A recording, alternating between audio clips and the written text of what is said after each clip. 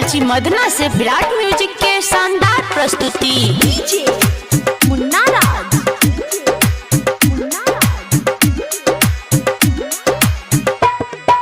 सुना सुना बाबा विश्वकर्मा,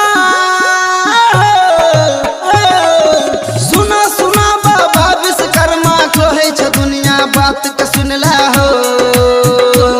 हे हो लोग ही बाजार से मूर्ति लावल यही पंचवटी चौक पर पूजा करल यही, पूरे है गांव पर शादी बदल यही, कहियो न तोहर दर्शन पलिए दर्शन पलिए। सुना सुना बाबा विश्वकर्मा,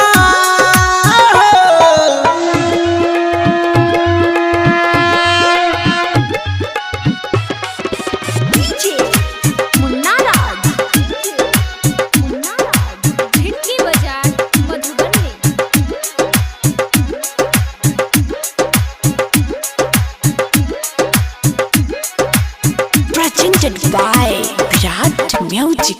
सुना सुना बाबा विश्वकर्मा,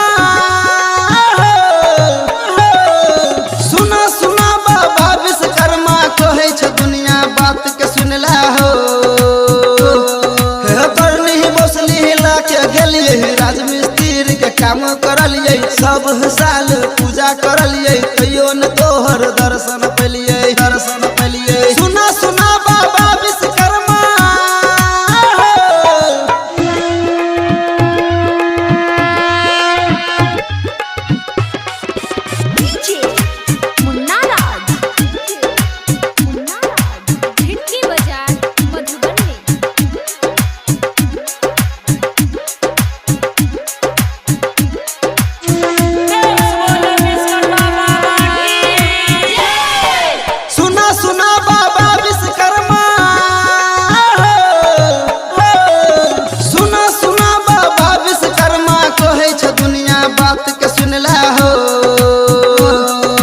ट्रैक्टर खरीद के रोड पर चलिए, वही से खूब पैसा कमलिए, तबे हो तोहर पूजा करलिए, कहियो न तोहर दर्शन पलिए दर्शन पलिए। सुना सुना बाबा विश्वकर्मा,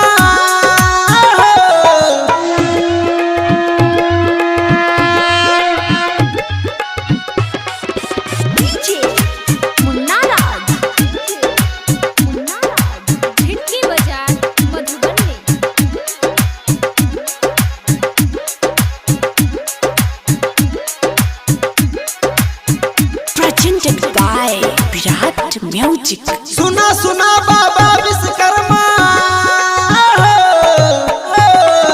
सुना सुना बाबा विश्वकर्मा, कहे छ दुनिया बात के सुनला हो। 16 सितंबर के मूर्ति लावल यही, 17 सितंबर के पूजा करलिए, सुभाष सागर के भजन सुनलिए, तैयो न तोहर दर्शन पलिए दर्शन पलिए। सुना